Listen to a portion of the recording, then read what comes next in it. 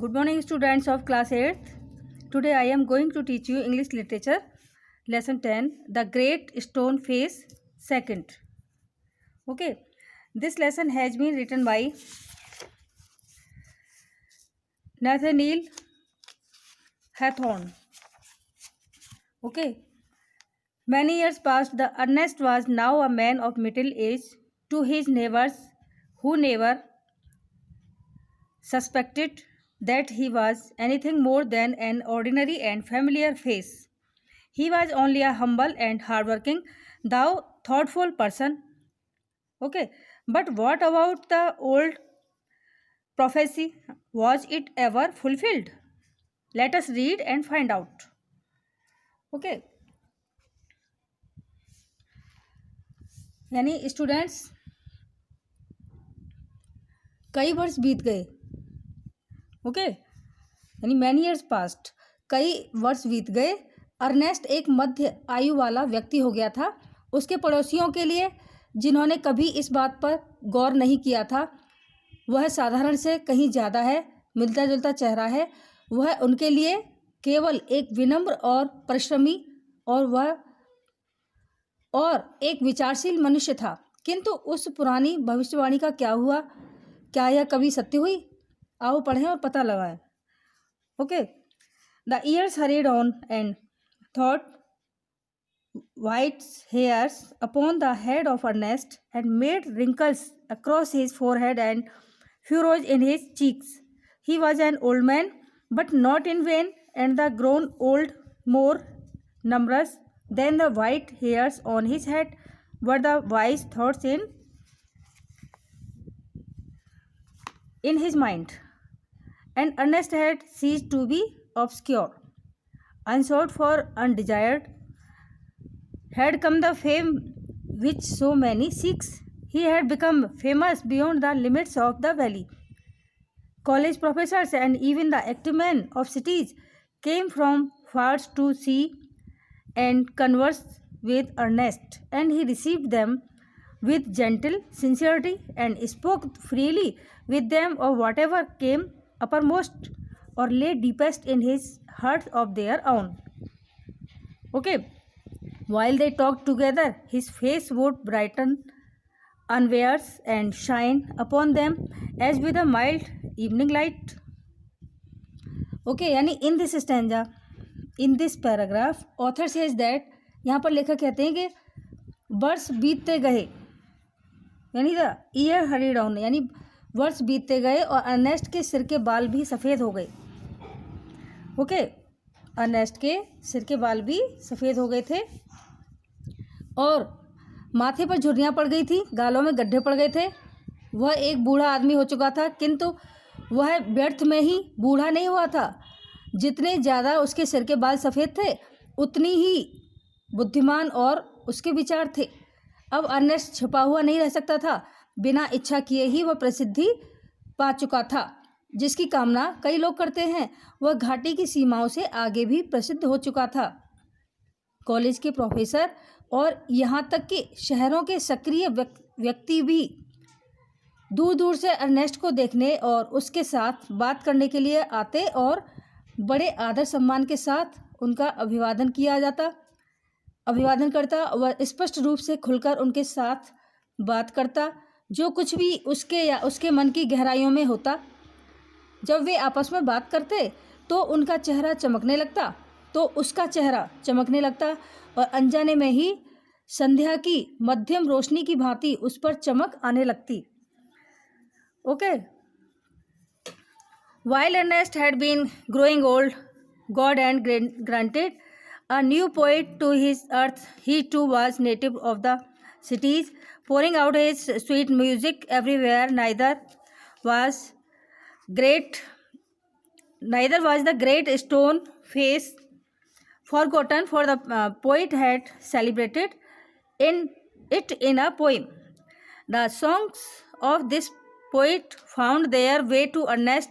He read them after his customary toil, seated on the bench before his cottage door. As he read, he lifted his eyes to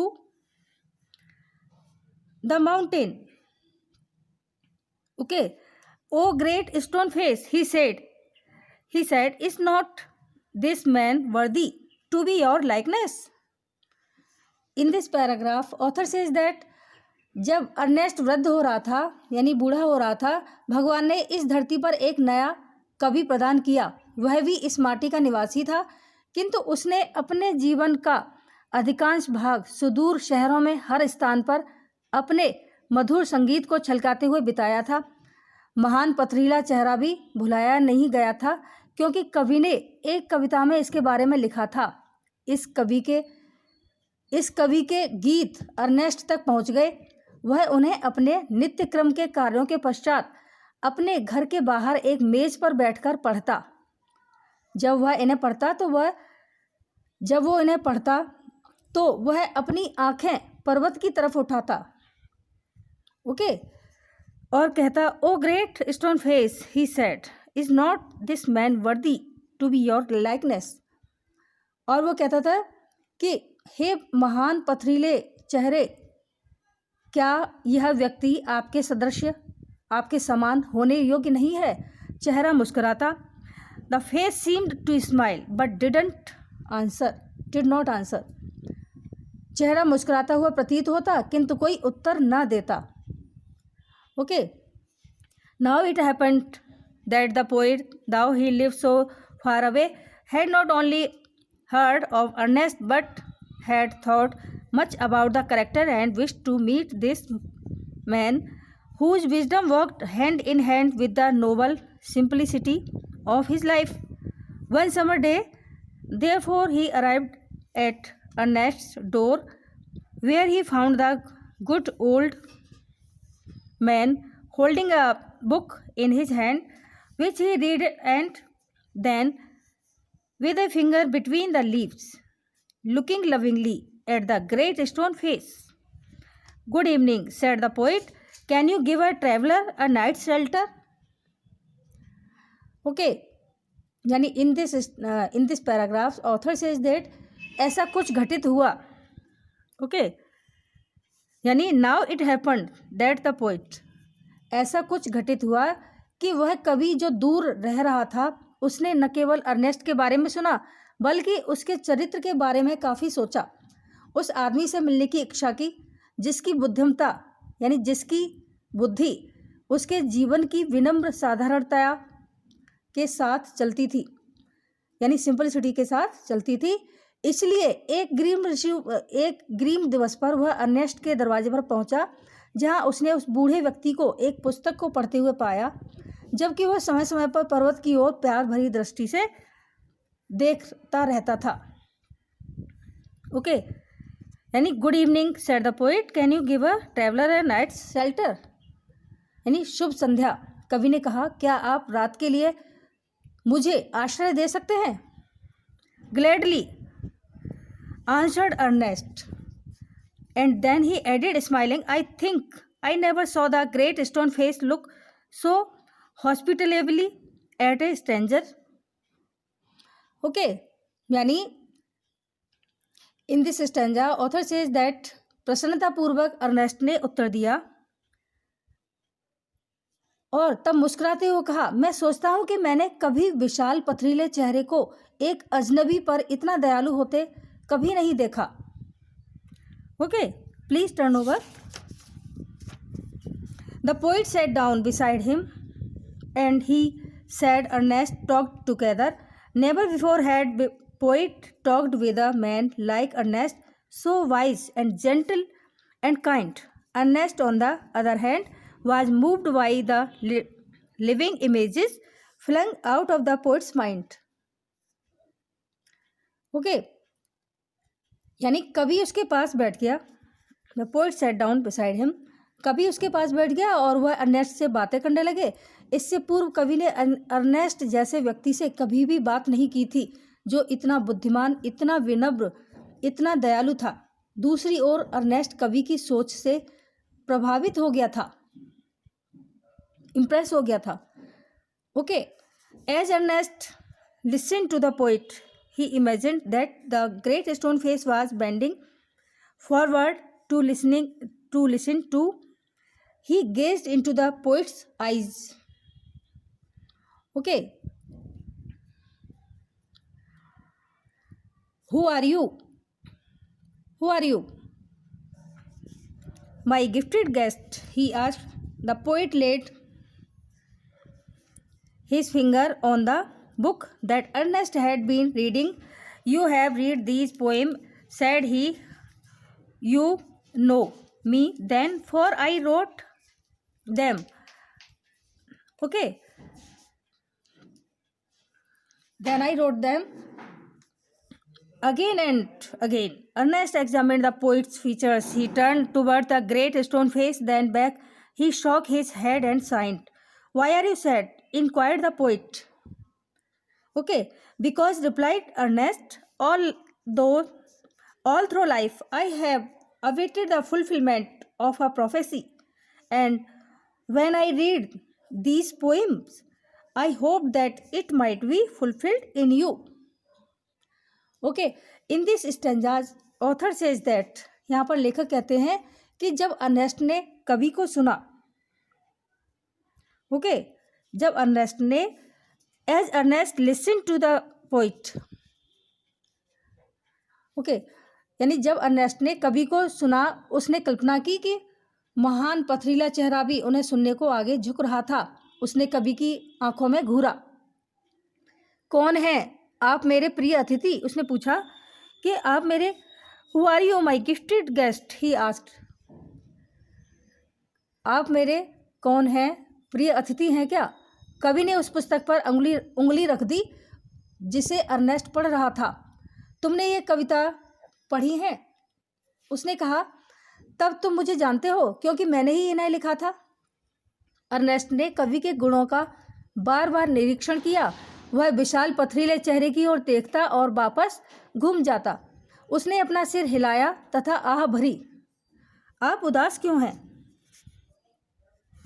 okay, यानी आप उदास क्यों हैं? Why are you sad? आप उदास क्यों हैं? Inquired the poet. क्योंकि, because, replied Ernest, all through life I have awaited the fulfillment of a prophecy, and when I read these poems I hoped that it might be fulfilled in you. Ernest ने कवि के गुणों का बार बार निरीक्षण किया था और उसने पूछा था, आप उदास क्यों हैं? तो कवि ने उत्तर दिया, क्योंकि, कवि ने पूछा था आप उदास क्यों हैं, तो अर्नेस्ट ने उत्तर दिया, क्योंकि पूरे जीवन भर मैं एक भविष्यवाणी के पूर्ण होने की प्रतीक्षा करता रहा हूँ और मुझे आशा है, मुझे उम्मीद है, जब मैं यह कविताएं पढ़ रहा हूँगा वह शायद तुम्हारे रूप में पूर्ण हो। Okay, you hoped, answered the poet, faintly smiling, to find in me the likeness of the Great stone Face. I am not worthy to be its likeness. Okay, next page. And why not? asked Ernest. He pointed to the book. Are not those thoughts worthy? Okay, you can hear in them the distant voice of a heavenly song.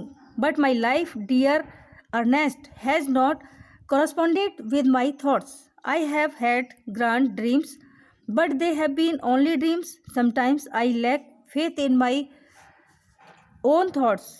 Why then, pure seeker of the good and true, should you hope to find me in the face of the mountain? Okay, in this stanza, author says that कि तुमने आशा की, okay, you hoped, तुमने आशा की, उम्मीद की।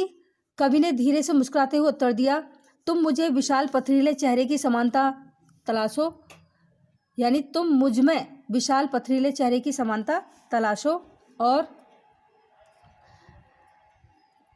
मैं इसकी समानता के योग्य नहीं हूँ। क्यों नहीं? अर्नेस्ट ने पूछा, क्यों नहीं हो? उसने पुस्तक की ओर इशारा किया। क्या वे विचार गुणी नहीं है?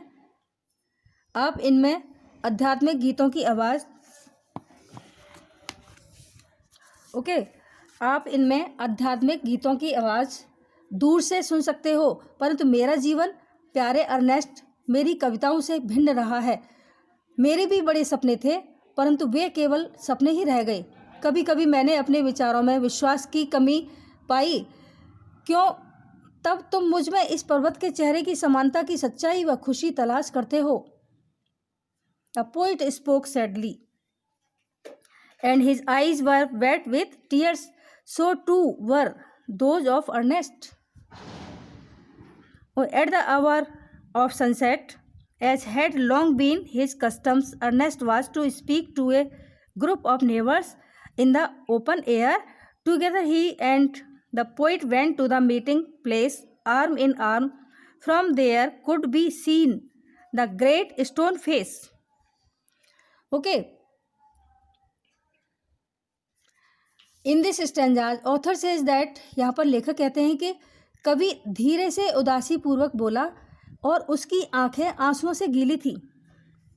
Okay, the poet spoke sadly and his eyes were wait with tears. Okay,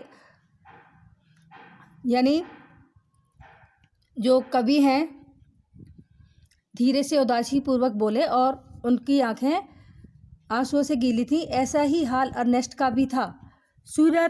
सूर्यास्त के समय जैसे ही अब तक प्रथा चल रही थी, अर्नेस्ट को खुले मैदान में लोगों के समूह को संबोधित करना पड़ा। ओके, समूह को संबोधित करना पड़ा और वह कवि दोनों हाथ में हाथ डाले सभा स्थल की ओर चल रहे थे। वहां से विशाल पथरीला चेहरा स्पष्ट दिखाई पड़ता था। Okay, Ernest threw a look of familiar kindness around upon his audience. He began to speak to the people what was in his heart and mind. His words had power because they agreed with his thoughts, and his thoughts had reality and depth because they harmonized with the life which he had always lived. It was not mere breath that the preacher uttered, they were the words of life. A life of good deeds and selfless love was melted into them. The poet, as he listened, felt that the life and character of Ernest were a nobler strain of poverty that he had ever written. His eyes filled with tears, and he said to himself that never was there so worthy a sage as that mild, sweet, thoughtful face with the glory of white hair diffused about it. Okay, यानी in this stanza author says that यहाँ पर लेखक कहते हैं कि Ernest ने अपने सुनने वालों की तरफ चिर परिचित दया भरी नज़र से देखा। उसने जो कुछ उसके दिल और दिमाग में था लोगों से कहना आरंभ किया। उसके शब्दों में ताकत थी क्योंकि वे उसके विचारों से सहमत होते थे, और उसके विचारों में सच्चाई और गहराई थी क्योंकि वे उस जीवन से संबंधित होते थे जो जीवन उसने हमेशा जिया था। यह केवल शब्द ही न थे जो एक उपदेशक कहता था, ठीक है, अभी तो जीवन के शब्द थे। अच्छे कार्यों और स्वार्थहीन प्रेम का जीवन इन शब्दों में घुला हुआ था। ओके, उसके विचारों में सच्चाई और गहराई थी और उसके अच्छे कार्य और स्वार्थहीन प्रेम का जीवन इन शब्दों में घुला हुआ था। कवि जब वह सुन रहा था तो उसने महसूस किया कि अर्नेस्ट का जीवन उस कविता का महानतम निचोड़ है जो वह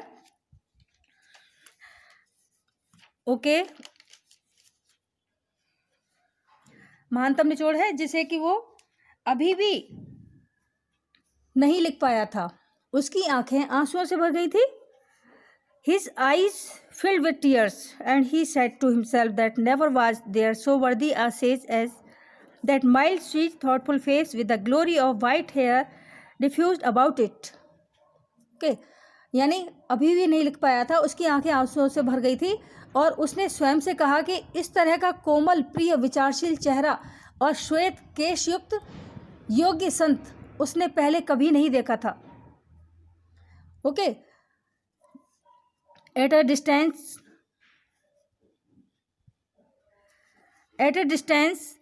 but clearly to be seen, high up in the golden light of the setting sun appeared the great stone face with white mists around it, like the white hairs around the brow of Ernest. At that moment, Ernest's face took on an expression so grand that the poet was moved to throw his arms up and shout, "Behold, behold, Ernest is himself the likeness of the great stone face." Okay, यानी in this stanza author says that, यहाँ पर लेखक कहते हैं कि थोड़ी दूर पर, यानी एट ए डिस्टेंस, थोड़ी ही दूर पर, थोड़ी दूरी पर, किंतु स्पष्ट दिखाई दे रहा था, अस्त होते हुए सूर्य की चमकीली रोशनी में महान पथरीला चेहरा उभर रहा था. उसके चारों ओर धुंध छाई हुई थी. ओके, और जैसे ही अर्नेस्ट की भौं के आसपास श्वेत केश थे, उसी क्षण अर्नेस्ट के चेहरे पर ऐसे महान भाव बने कि कवि ने अपने हाथ उठाए और चिल्ला उठा, "देखो देखो Ernest, behold, behold, Ernest is himself the likeness of the great stone face." और वह कवि ने अपने हाथ उठाए और वह चिल्ला उठा, "देखो देखो, अर्नेस्ट स्वयं ही महान पथरीले चेहरे की समानता लिए हुए है." यानी वो जो है पथरीले चेहरे की तरह ही दिख रहा है. तब सभी लोगों ने देखा और पाया. Please turn over.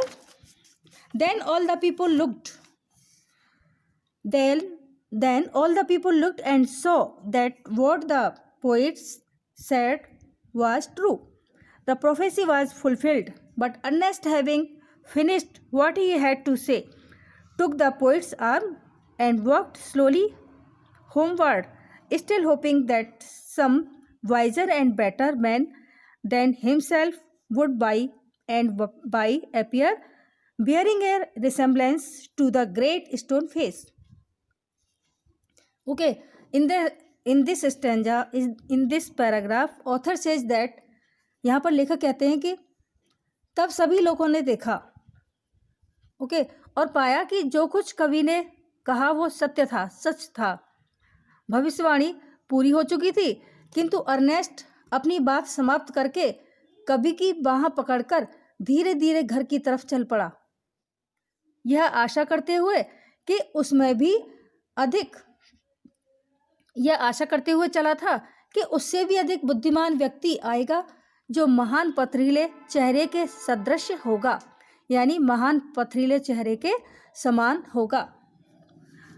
Okay, is that clear students?